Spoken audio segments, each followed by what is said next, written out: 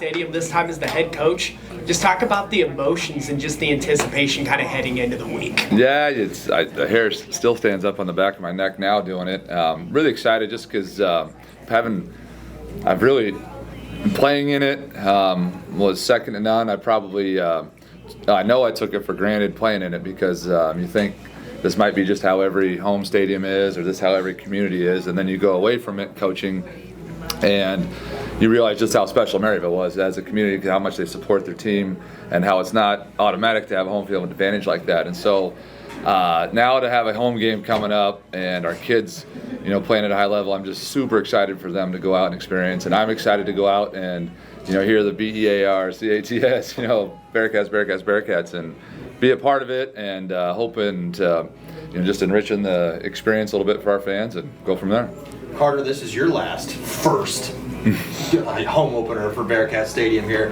Has it sunk in yet for you, and how are you going to take this last experience? It hasn't really sunk in yet. I think it will on kickoff, but time flies when you're having fun and playing football with your best friends and in a great place. So I'm excited to show the people of Maryville what we can do at home, and I think they've been waiting a long time for this, and so have we, just from off-season workouts and just being around the whole time. So we're really excited for it and be able to show Maryville what we can do. Carter, kind of talk about the defense. I know the defense has been the standard at North. It's been a high standard. To get back to that standard as far as like rushing defense. Talk about the defense kind of getting back to form.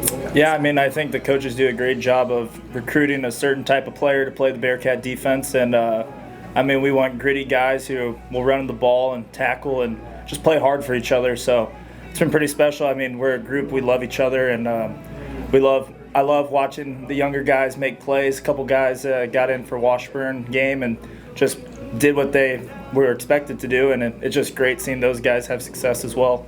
Coach, an odd third game because they've only played one game, and then they played Lincoln, who's been struggling. So how do you kind of scout going into this one with Kingsville probably not showing that much yet from their game plans? Yeah, they haven't done a lot schematically. They've shown the talent that they have on both sides of the ball, and we talked to our guys about that a little bit. How this is going to be a team that's coming. They're going to have a lot of athletes. They're going to be well coached. It's new staff, just like we are. But the message is going to be, we're going to be as good as we want to be and as good as we execute, and it's each opponent's great, but, the better we execute, the better chance we have of winning the games. And for our team, that's kind of been our focus again this week going in is now, okay, let's keep tightening the screws a little bit, taking advantage. We took a great step week 2. Thought we played tremendously better. Was it luck? Skill, I don't know. It's anybody can do it once. We'll see what happens again, but I think we'll take another giant step, because these kids love playing with each other. They celebrate together, they do everything together, and we'll grow together. So I think they've learned from any mistakes that they have, and if they make them, we're looking to correct them, and they want to. There's no blame going around. So, what they're going to bring to town, we kind of know the basics, but we'll put the ball down like Carter always says, put the ball down, let's play, man. And we'll find out pretty soon. Coach, you kind of touched on it. Getting that first one in Topeka last week, so early in the season. How nice is that now to kind of know, that's how we do it. Now we got to keep it going here. It's good. It's good for our kids' confidence. It's good for coaches' confidence. To see that you're playing a lot of kids on both sides, and to see that they can go out and execute against a really good opponent and play well, and then they start seeing how important especially offensively, some timing things are just critical of, steps and then when they do it right, they're pretty darn good, and if you don't do it right, teams are going to be good enough to make you pay. And, our defense played tremendously well, and, Washburn made some small mistakes, but this is a crack just enough for us to slip in, and then we capitalized. And so for our kids on both sides to see, how opportunistic you can be, when you play the right way is a big confidence builder. And so now we got to make sure that they just, in Hansel and Gretel, you kind of leave breadcrumbs and they pick them up as they go and they get a little bit better. Our team, I want to do the same thing, is just keep picking up these breadcrumbs, getting more and more confident, and just riding that wave a little bit. Carter, coach has talked a couple times about utilizing the depth of this team. What's that like for you?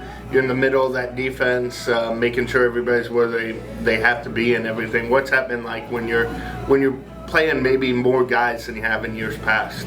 I think it's pretty special. Just seeing how hard guys have worked in the off season, and in the basement with Joe Q and getting after down there, and just guys that are ready to play. I mean, like we say, Coach Boswick, we always play for each other, and it's been pretty special. I mean, I took a little tumble against Mankato, and the next guy stepped right up. And as a senior leader, it's my job not to just make plays on the field, but I gotta make sure the guys are ready to come in as well. And guys like Zylan Sadler Robinson and Jordan Pegram, I mean, they did their job and against Washburn. That's how it is. I mean, historical defense here. It's D-line plays hard, linebackers play hard, DBs play hard, and the rest will follow suit. Carter, you kind of touched on it. I was just going to ask you, health-wise, how are you feeling now from that Minnesota State injury there? I'm feeling good. I'm feeling a lot better, and ready to have the home opener and see everybody in Maryville out at the game. I'm feeling better too when he's healthy. Yeah. No, I just feel better when he's playing. We're better, that's for sure. Coach, you talked about them having athletes earlier, but what do you kind of see from their defense and how they're going to try to attack you guys? Yeah, they don't have the skeleton of their defense is similar to ours. They're trying to do, that's the most sincere form of flattery from the defenses of past, is it's been mimicked a lot, and they're one of the teams that do the same defense as ours. Mankato, same. So there's some carryover. So for us, our guys on offense, there's carryover on what we're doing. So they're not a huge pressure team right now, or at least historically. They'll try and change it up when things aren't going well. They'll change it up and do that. But I think we got a pretty good handle on what they're going to do. There'll be a new wrinkle, each week that teams do different, and that's what our job as coaches, figure it out as quick as we can and then try and take advantage of it. Carter, the other side of the ball, what have you seen? I know they threw the ball quite a bit and quite successfully against Lincoln, but what have you seen from their offense? Yeah, just a lot of good athletes. Quarterback can sling it. Yeah, he can throw it pretty well, and he throws up there a long time, so it's going to be really important for level 2 and 3 to get on bodies, and then D-line do what they do best and go hunt. Coach, obviously, you touched on it with Carter being on the field. Your defense is different. So with him, when he's out there, how does that help you guys? One of the best linebackers in the MIAA. Yeah, I think it's like a quarterback. When he's out there, the guys can look to him, for just a sense of, things are going to be okay, or energy, or they just need a pick-me-up. He's a guy that, if he was a basketball player and the time was running down, he'd want the ball in his hands. And you got to have some of those guys that just, no matter, I was just saying a lot, how rough the seas are, you're going to bring the ship in, and you're not going to complain about and do it. So he's a get it done type guy, and we need that. And it's, when it's not out there, you miss it for sure. But he's going to make sure he's encouraging the right way all the time. He's very positive and gets the guys going, and he knows what the standard is. And if it's not at that level, like we talk about chasing perfection, we won't ever be perfect, but we want to try and get there. That's just that. He's perfect example of that. So I think our guys really feed off him and just know, if play needs to be made, he's probably going to be the one making it sooner rather than later, or forcing it at least. Tucker, Rosie, got anything? After the first week, Mankato wasn't the result you guys had. You came in and went to work, got the result that you wanted this week. Have you seen that type of resolve coming in this week, going in next, as opposed to coming off a loss, coming off a win? Yeah. What has the response been like, do you think, from the team? I was looking at yesterday, just comparing Mondays. You want to see how guys come out. If it's loosey goosey, if it's just every team's got a different dynamic, and we came out the same exact way Monday. Like as long as our energy's high and the effort's there, because Monday's kind of a cerebral day where everybody's installing. And centered, so after Mankato, you're worried about, okay, are the guys focused on winning this next one and not how we didn't do well, and they were. And then yesterday is like, okay, do they understand how big this next game is and not resting on what we just did? And they did. They went to work. And so I'm not concerned with that right now. We got a couple more practices, but they came out Monday, dialed in, played really hard. We were going to make mistakes mentally with schemes, as we go, but we'll fix that. Coaches do that. So I'm encouraged about where we're at. The guys, I think, when you play a lot of guys, you start creating some artificial depth, that you have, and the kids understand how important it is. The more kids play, the more tuned in they get, to practice. And I think we're seeing that, and it's going to help. We're going to have to stay healthy. And then you guys, there's guys that get, heck, probably one of arguably our best defensive linemen didn't play last week, and we had the best defensive performance of the year. So it says a lot for the remaining, 10 guys, the guys that step in, of just how important they are and how good they can be. So I'm encouraged by where we're at. One other quick one, statistical kind of oddity last week. 15 different receivers caught a pass. Have you ever been a part of something where you had 15 different guys? I mean, I don't. I've always tried to spread it around. I don't know that 15's ever been hit. I think all our running backs caught a pass, and I wasn't sure if we played 5, but we played 5 in a game, and they all caught. So I mean, it's just good. It's a testament that coaches are rotating different guys in. You played 5 backs, you played 4 tight ends, and they all caught passes. And so you try not to let teams hone in on one guy. Washburn had number 10. You knew when he was in, he was going to be, they were going to try and get him the rock. And there's something to be said for that. You do want to have a guy, but if they can't hone in on one, then, anybody's got a chance to have a big play and big day. And so that's kind of always been the MO I've tried to go on. And it's usually a good thing. Sometimes it doesn't always work, but I'm pleased with that. And it helps, again, the morale of guys and the quarterbacks spread it around. So, for both of those, 2 of those guys playing and spreading around, I've been encouraged by it. Coach, we're almost a quarter of the way through the season already after this week. Crazy to think already, right?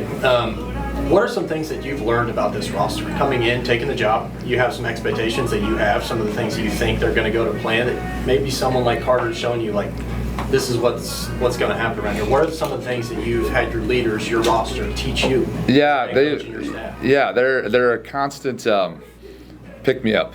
If you will. You think about getting in here in December, you don't know anybody's names. You're not sure what it is. And, I couldn't have been blessed with a better senior group, in my opinion, to come in and help me take this job, because they were all ears. A lot of times with change, it's like, there's resistance to it, and it's just been open arms. And it's made my job way easier with that. And so, we're not the most talented group, and very few times are you ever going to be the most talented group, but these guys play their butts off and they care for each other. So, the locker room's such a good spot right now because there's, whether you're a freshman or a senior, you're one of us. It's the Bearcat DNA, and they really mean it. These guys do so much, and especially defensively. I mean, those guys are just great people. And not that the offense isn't, but I mean, the defensive line, they're always trying. They want to host recruits. When I was in college, if you were an upperclassman and got asked to host a recruit, you're like, man, I'm wasting my time, And these guys are just, they'll do whatever they can because they want to win, and they love it here. And so that's been just a breath of fresh air. I mean, it's been so much fun. It makes coming to work, it makes going to practice. I can challenge them, make it stressful, and they understand the why. And then, we might not always get it figured out right away, but eventually we do. So it's been really encouraging. It's been a fun journey. I mean, to hear you say it's a quarter of the way over, it's crazy how fast it's gone. But like you said, when you're having fun, which we have a lot of fun, it goes fast. And I'm excited for them to keep growing. And there's always bumps, and we hit a big bump week 1, and they overcome it. And that's what it's about, is the bounce back and getting the next one, and trusting the process and not really chasing results. Just, okay, this is what we're going to do to try and get to those results. So I'm really excited about where we're at. We got a really fun group right now, and Carter, I appreciate him daily. He's definitely made the job easier. So it's been a lot of fun. The community's been awesome. I mean, that definitely took advantage when I played here. You talked about having a couple meals, once a week. We had a couple families that did that when I was here, and it's like, wow, this is how it should be. And it's not. There's never a place where the community represents, the university as much as it does here. There's paws everywhere. They care about their kids. The kids care about the community, and it's just a well-oiled machine. And so we try and embrace that and understand why. And so hopefully, this Saturday we can take another step and, working together and helping each other out.